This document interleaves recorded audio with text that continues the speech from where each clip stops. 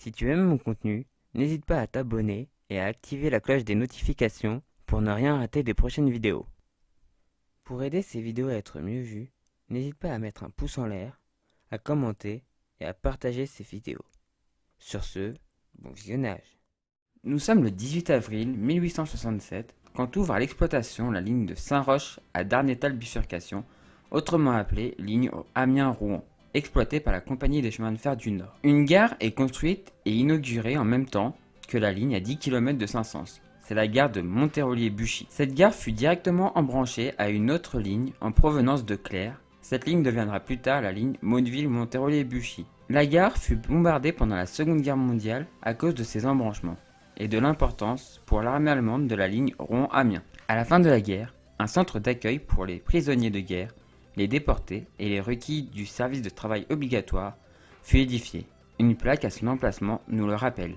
La gare fut reconstruite dans un style nouveau, mais son bâtiment voyageurs est aujourd'hui fermé et la gare n'est plus qu'un point d'arrêt sans personnel. Parlons maintenant de la ligne de Saint-Saëns. Elle avait pour but de desservir les usines de filature du coton et de traitement des cuirs. Plusieurs projets de ligne furent évoqués pour desservir Saint-Saëns, comme Rouen-Saint-Quentin, Clères-Neuchâtel-en-Bray, Martonville à Abbeville, Saint-Saëns à Blangy-sur-Brel, et enfin Malonnet-Saint-Saëns. Mais ces lignes ne vit jamais le jour, et c'est une courte antenne de 10 km au départ de Montérolier-Buchy qui fut préférée. Avant cette ligne, peu de moyens de transport permettaient de rejoindre la gare de Montérolier-Buchy. Au début des années 1890, le Conseil général prit conscience de l'importance de desservir Saint-Saëns et commença donc les premières études. Une étude fut demandée en 1894 au service vaccinal que dirigeait M. Genneverrière. Son rapport fut présenté et discuté lors de la session du Conseil général qui se tint le 28 août 1895. M. Genneverrière y évoquait les buts et avantages de la voie ferrée à établir. La ligne projetée a pour objectif principal de relier la ville de Saint-Saëns, siège d'une importante industrie de la tannerie, avec la ligne de Rouen à Amiens, et par là lui assurer une communication directe avec Paris, Rouen et Le Havre, ses marchés principaux, en améliorant ses moyens de transport et en les rendant plus économiques. Elle permettra à cette industrie, qui lutte difficilement contre la concurrence, de se maintenir et même de se développer. Elle desservira sur son parcours les communes de Saint-Martin-Haussmonville, Bocmesnil, Bradiancourt et Neufbox. Indirectement, elle assurera également la desserte du canton de Bellencombre, dont le chef-lieu ne se trouve qu'à 6 km de Saint-Saëns. Cet embranchement est aussi appelé à développer l'exploitation de la belle forêt dominicale d'Évouy et à élever la valeur de ses produits. Il a été décidé de faire la ligne en écartement standard car la compagnie de chemin de fer du Nord ne voulait pas d'une voie métrique et que celle-ci n'était pas beaucoup moins chère et plus handicapante. L'enquête publique commença le 17 février et finit le 16 avril 1896. Le tracé choisi fut le plus court et comportera une gare intermédiaire à Saint-Martin-Haussmonville. Le 4 et 8 août 1896, une convention fut signée stipulant que la ligne serait financée par le département et que la compagnie de chemin de fer du Nord y mettrait son matériel et ses employés. La ligne de Saint-Saëns, en remerciement, contribua à hauteur de 60 000 francs, ce qui permettait de fabriquer sa gare. La déclaration d'utilité publique fut signée le 15 avril 1898, ce qui marqua le début des travaux. Malheureusement, en 1899, 2 ouvriers trouvèrent la mort sur le chantier suite à un accident. La ligne fut inaugurée le 14 octobre 1900. Au début, la ligne voyait circuler 4 trains mixtes quotidiens, à part le jeudi où il y en avait 5. Il fallait 20 minutes pour aller de Montérolier-Buchy à Saint-Saëns et 25 minutes dans l'autre. La ligne n'avait pas un profil facile, avec une rampe de 20 pour 1000 au début. Le service sur la ligne était de qualité, les trains étaient à l'heure, et les correspondances bien assurées. Il était prévu au début que la ligne transporte 16 000 passagers. Elle en transportera 40 000, ce qui en fera la ligne locale la plus rentable de Seine-Inférieure.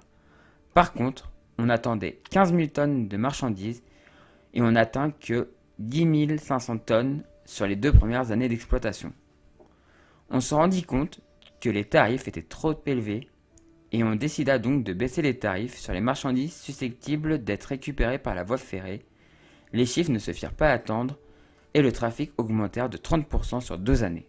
Suite à l'augmentation du trafic, la compagnie procéda en 1909 et 1910 à l'ajout de voies de service et d'une plaque tournante à Saint-Saëns. La forte rentabilité de cette ligne poussa les villes de la vallée de la Varenne à demander l'allongement de la ligne jusqu'à Dieppe. Le projet ne fut pas pris comme prioritaire dans un premier temps car d'autres villes plus importantes n'avaient pas encore leur réseau. Elle revint à l'ordre du jour en 1910, 1911 et 1914. La séance du 19 mars 1914, qui parlait de nouvelles lignes d'intérêt local, laissait entrevoir la création de la ligne dans les 3 années à venir, mais la Première Guerre mondiale retarda le projet. Le 2 août 1914, la ligne est placée sous contrôle militaire et le trafic est interrompu pendant les 2 premiers mois du conflit. À partir d'octobre, le trafic reprit partiellement et la ligne vit circuler de 1 à 3 trains par jour en fonction du personnel et du matériel disponible. En 1916, une base anglaise s'installa à Saint-Saëns dans le but d'exploiter la forêt d'Evry pour fournir le front en bois. Ce trafic fait exploser les entrées d'argent pour la ligne. Le coefficient d'exploitation passa de 0,36 en 1915 à 1,08 en 1916 et 5,14 en 1917. À la fin du conflit, les gros moyens de la compagnie permirent de remettre vite en état la ligne. L'exploitation reprit en 1919.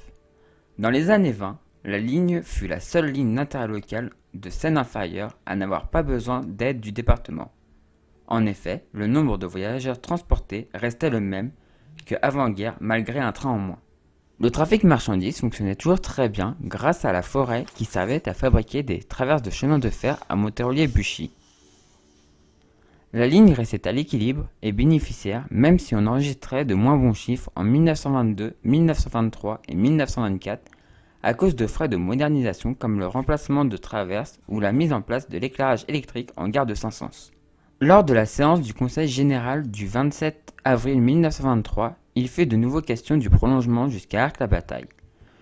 Le projet fut pris très au sérieux et le dossier confié aux services préfectoraux pour une étude plus approfondie avec l'espoir d'une mise en service avant la fin de la décennie. Ce fut la dernière fois que nous entendions parler de ce projet, car la crise de 1930 mettra un terme définitif à ce projet. Alors que d'autres lignes étaient en difficulté financière, notre ligne, elle, se comportait bien à l'aube des années 30.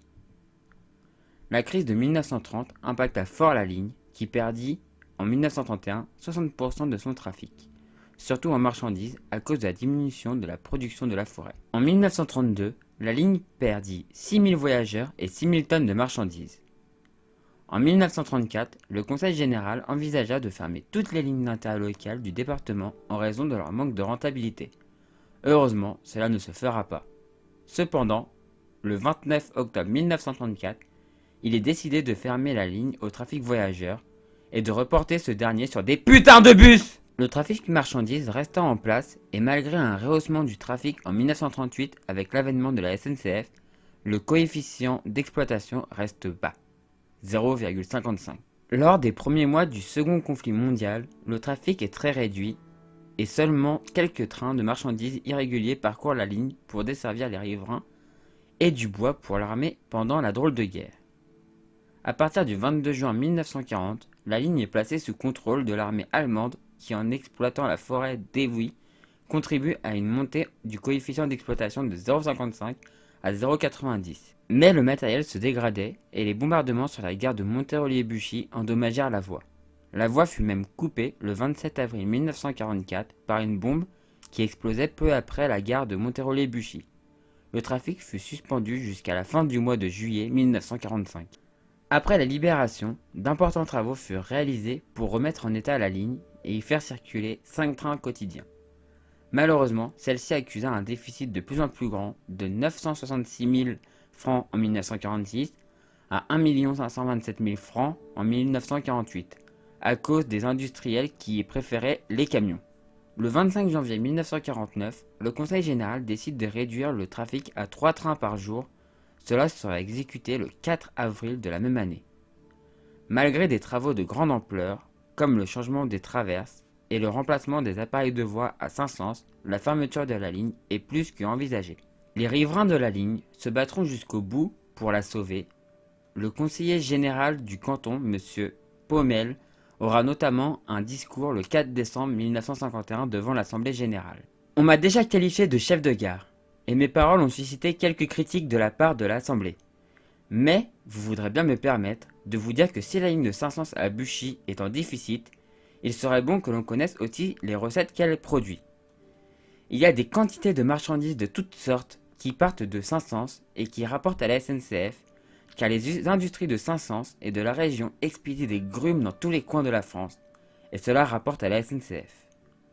Je considère que la ligne de Saint-Saëns permet d'atténuer le déficit de la SNCF. Le département n'encaisse les recettes que pour 10 km de ligne, mais sur le reste du trajet, qui représente parfois des centaines de kilomètres, c'est la SNCF qui en profite. La ligne est intéressante au point de vue national. Elle a un bon rendement. Malgré tous ces efforts, la ligne fut fermée à tout trafic le 1er janvier 1953. Ce fut la dernière voie d'intérêt local de Seine-Maritime à tirer sa révérence. Elle fut déclassée par décret le 12 novembre 1954 et sa voie déposée quelques années plus tard. Plusieurs types de locomotives circulèrent sur la ligne, comme les 120T, les 040T ou les 130T. Les habitants, qui avaient appelé affectueusement cette ligne le coucou en raison du vieux matériel qui avait du mal sur la rampe de 20 pour 1000, écrivirent une chanson à sa fermeture. À la grande gare de Saint-Saëns, quel triste événement, car le rapide de Buchy va être supprimé. C'est aujourd'hui le dernier jour, qui va faire son petit tour. On l'a repeint en noir et bleu pour son voyage d'adieu. Aussi, tout le monde est venu pour le train qui est foutu. Monsieur Artout, les adjoints, Monsieur Delaunay, Monsieur le doyen, sur le quai de la gare, au bout du quai, le père Lémasque, Madame Hardier, sa bonne et son ratier. Sur le quai de la gare, au bout du quai, Monsieur Pruvot et ses bambins sont venus dardard. On a même vu venir un jeune le chef de gare, c'est-à-dire tout Saint-Saëns, s'y trouvait là en pleurant, sur le quai de la gare, au bout du quai. Puis c'est le tour de la fanfare, qui joue le chant du départ, et si l'on admire le fils Buzeau, qui lui s'en est haut, Monsieur le maire repasse ses gants, car voilà le moment où va falloir serrer la main de ce pauvre chef de train, v'là que tout le monde est rangé, et l'on voit défiler. Mais voilà l'heure qui s'avance, et le train qui s'élance, quand toutes les autorités occupées à pleurer voient tout à coup Monsieur Thomas, qui sanglote tout bas, son train est déjà tout là-bas, et il ne reviendra pas. Aussi, tout le monde est là pour consoler Monsieur Thomas. Aujourd'hui, la plateforme est visible par endroits et a complètement disparu à d'autres. Les gares, elles, sont encore debout et sont devenues des lieux d'habitation. Sur cette ligne, il n'y avait pas de maison de garde-barrière, car il n'y avait jamais de barrière au PN. Les PN étaient soit gérés par des stops, ou plus tard par des croix de Saint-André. Je tenais à remercier le site Anciennes Voies Ferrées, qui m'a beaucoup aidé grâce à sa carte répertoriant les tracés d'anciennes voies ferrées. Cela est très utile aux endroits où il ne reste plus rien. Voilà, j'espère que cet épisode vous a plu. Moi, c'est toujours un plaisir de tourner les histoires de rail. Je pensais qu'il allait être plus court parce que la ligne fait que 10 km, mais il y a tellement de trucs à raconter que j'ai pas pu couper plus que ça en fait. J'ai voulu raconter un maximum de choses quand même, parce que cette ligne est quand même très intéressante. Donc voilà, si vous avez aimé, n'hésitez pas à mettre un pouce en l'air, à commenter pour dire ce que vous en avez pensé. Si vous n'êtes toujours pas abonné à la chaîne, abonnez-vous. Mettez la petite cloche de notification pour pas louper les prochaines vidéos. Le prochain Histoire de Rail arrive dans un mois. J'ai décidé il y a pas longtemps de faire un Histoire de Rail par mois. Sachant que je vous mettrai peut-être la photo, mais j'ai une liste avec toutes les voies ferrées que je pourrais faire dans les prochains mois. Et j'en ai encore quelques-unes. Donc il n'y a pas de problème, j'ai de quoi faire. Alors, là c'est des courtes, après je vais aller sur des plus longues. Donc ce sera peut-être des vidéos en plusieurs fois, je verrai. Si c'est trop long, je verrai pour faire des vidéos en plusieurs fois. Voilà, bah du coup moi je vous dis à la prochaine pour une prochaine vidéo. Et ciao tout le monde!